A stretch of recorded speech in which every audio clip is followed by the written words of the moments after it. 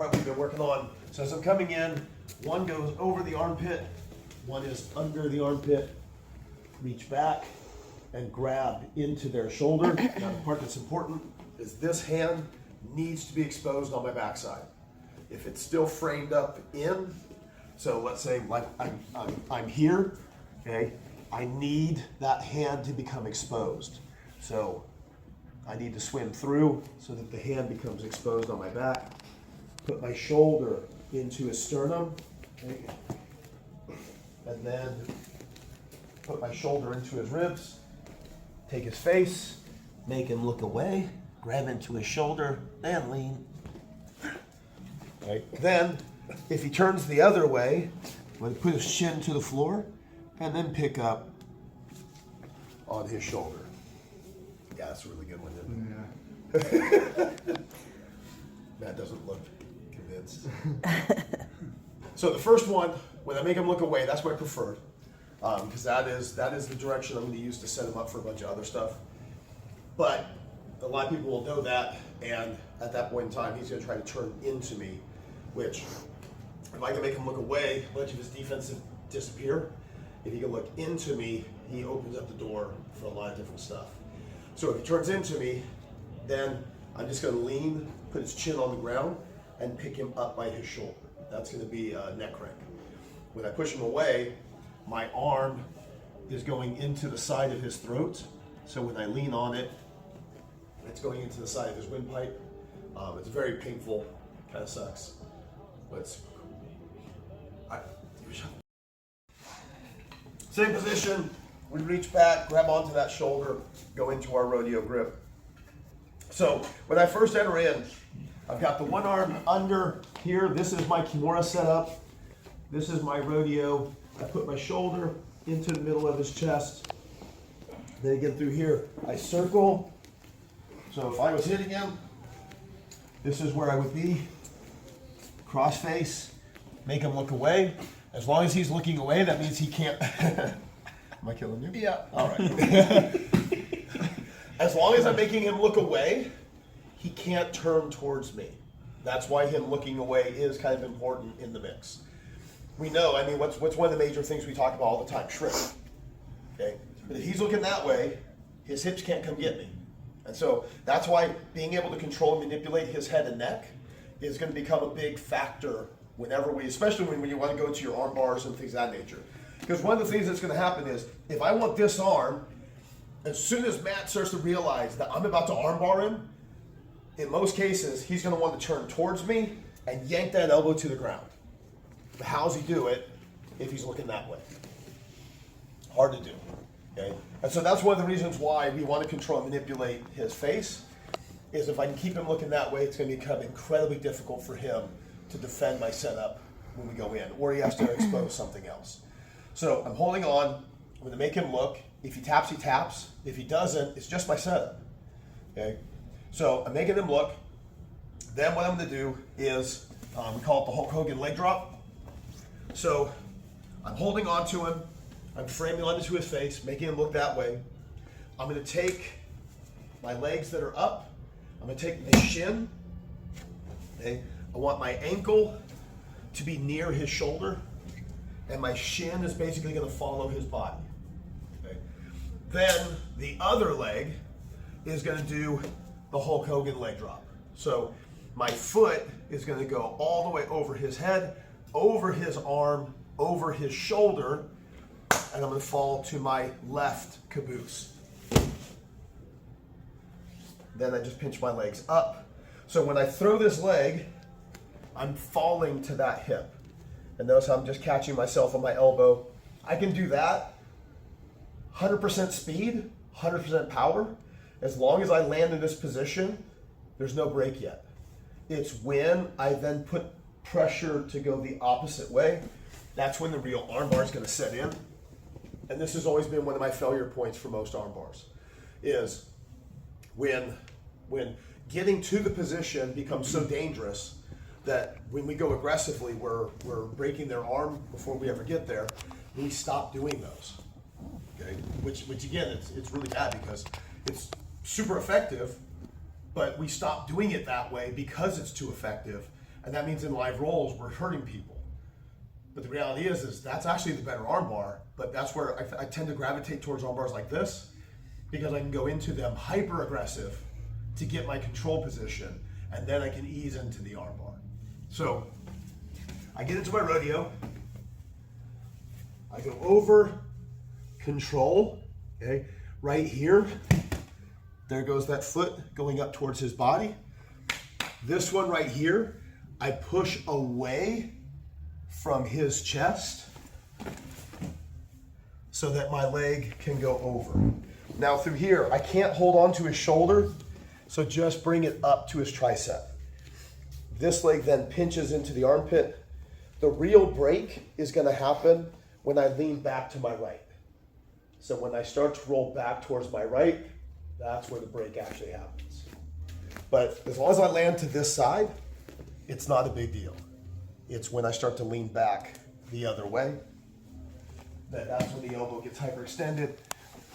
And that's one of the reasons why I like some of these, because like I said, I get to go very aggressive into the entry and then ease into the arm bar. Is it the best arm bar? No. There's other arm bars that are way better. But the other arm bars though, I can't do them. Not in a live round, because if I go into them hyper aggressive, the break happens too aggressively. So ultimately speaking then, a really great technique I can't use in live rolls because by definition, they're too dangerous. You know, so that's what makes moves like this relatively good. So again, I'm in, rodeo, control, post, post, post, go in, over the top. As soon as that one's in, this one pinches, and then I roll. If I need to, I can go back over the top, okay? And you see through here, it's just my armpit. This leg is pinching across, and my arm is just pushing across my hip. Give it a shot. And really starts turning that elbow. This is, again, you're seeing one of the reasons why I like this foot going towards the armpit as opposed to just going here. If I go here on this side of his head, if he throws his arm like an underhook, he can find a way out a lot better. When I throw all the way down, creating a nice little seatbelt, now when he starts trying to run, it turns into a much more different, okay? But even through here, we can still play the arm. If I'm here and he starts playing this inversion, okay? Ooh. So now because of this turn, the arm bar is gone, but my rotation is not gone. So when you see his elbows up, straight up and down, the arm bar itself is now gone. But when I put my leg over, see how it's moving his elbow? So now it's pushing the elbow in, but the wrist is trapped. So this is Americana. So when I'm here, and now, you know, or even just collecting here and going into my rotation, it provides a lot of different other variations that don't typically exist off of a lot of the armbar setups. But that's also one of the reasons why when I throw my leg, typically for most arm bars, I hook the head. In this one, I go all the way down here. I go for their body when I'm going in. So I try to bypass their arm and get as deep as I can into that. All right, let's get it a couple more times, and then we'll get classic scorpion. And then I'll also describe to you what my problems always were with the classic scorpion. Two issues. One, I always kick him in the groin. That's like, what? We're doing what? So, make sure you show us really well. Yes. So, classic scorpion, I get that arm, I go into my position. Now here, I'm gonna go under his head, and I'm gonna grab onto his armpit. So this puts me into basically my stockade position. It gets me control of his armpit, control of his head. So now, if Matt starts trying to turn into me, very difficult to do because I'm controlling the far side shoulder. It's basically like a full Nelson, or a half Nelson at least. So when we go into the traditional scorpion, now what my job is I'm going to throw my hips down towards his, And again, we're gonna go traditional. So right here, I come down and I throw my foot over his hips, okay? Or I go for at least half guard. This is when I almost always kick him in the groin, almost always. But my goal is from here is to control his hips so that he can't just walk away. Okay? And here's his arm. I put my wrist underneath his elbow. And now when I elevate my hips, push my hips into him and lift up, this turns into an Americana shoulder lock. Okay? So, like I said, though, what's always happened to me is two things. One, man, did I kick a lot of people in the groin. Okay? And so ultimately then, because I'm being nice, I let go and be like, dude, I'm sorry. So I never truly got a chance to really finish. Or what was also happening was, just like when we did the Hulk Hogan leg drop, I now have to modify my entrance to the point where now I'm doing it in such a funky way that they're escaping more often than they should because I'm going slower and not going as aggressively after it as I should have. And so then they would end up scrambling and I would lose the position. Okay?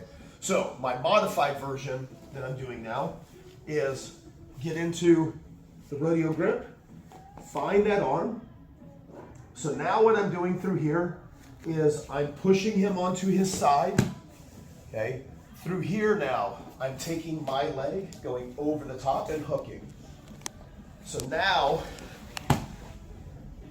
when I fall back, I'm hooked into his leg, and you see how my knee is between him and I.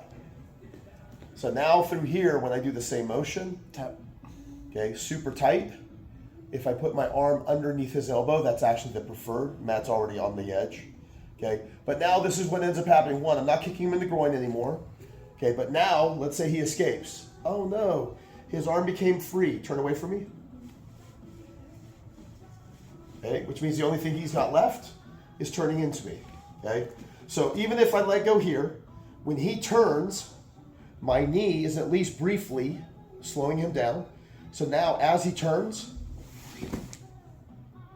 when I straighten out my left leg, right leg goes over the top, and we end up mounting almost immediately.